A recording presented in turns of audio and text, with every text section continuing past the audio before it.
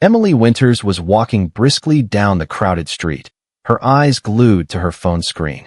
Notifications kept popping up: Snapchat, TikTok, Instagram. She scrolled as if the world around her didn't exist. Behind her, her mother, Karen, juggled 2 grocery bags, her breath forming little clouds in the chilly winter air. "Emily, honey, please wear this jacket. It's really cold," Karen pleaded, holding out a warm brown jacket. "I'm not wearing that," Emily snapped without even looking up. She snatched the jacket from her mother's hand and tossed it onto the ground like it was worthless. Karen bent down quickly, embarrassed by her daughter's behavior. She brushed the dirt off the jacket, stood up, and hurried after Emily. "Careful, sweetheart. Watch where you're going," she said gently, noticing her daughter nearly bumping into a bicyclist. "Shut up, Mom. You talk too much," Emily shouted, rolling her eyes. Karen sighed, her heart heavy. She wanted to argue, but her patience always won out. A few steps later, she spotted a young girl sitting by the corner, bent over a notebook. The girl, about the same age as Emily, was wearing thin clothes not meant for the cold.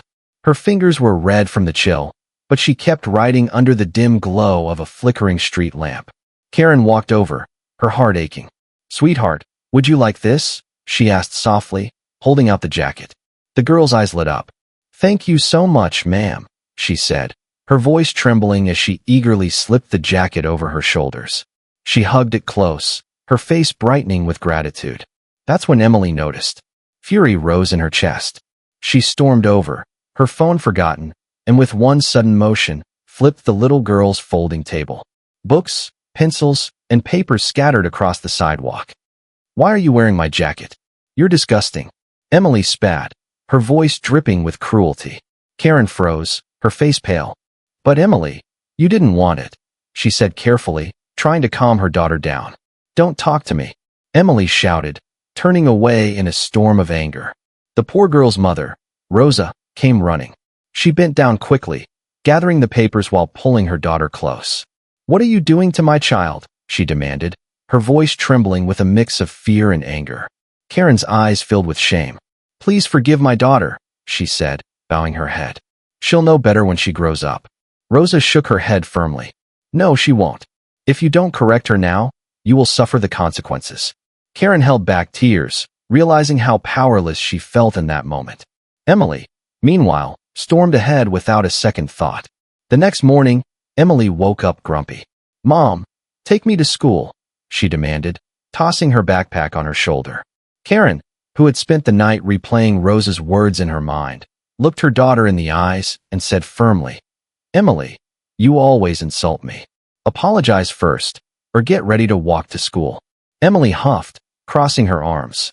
"Fine," she snapped, storming out the door without another word. As she walked toward school, a car sped past, splashing a wave of muddy water across the sidewalk. It drenched her shoes, her pants, and her coat. She gasped, looking down at her ruined outfit, her face turning red with embarrassment.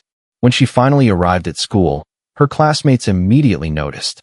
"Phew, you stink," one boy shouted, holding his nose. "Go away, poor rat," another girl laughed, pointing at the mud stains. Emily's face burned. She looked around for her friends, but each one turned away, pretending not to see her. Even her closest friend, Madison, walked past, whispering something to another girl, who laughed.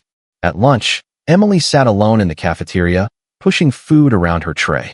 She felt invisible. Every laugh she heard sounded like it was aimed at her. For the first time in her life, she understood what it felt like to be humiliated, judged, and abandoned. When the final bell rang, she rushed out, wanting nothing more than to get home and hide.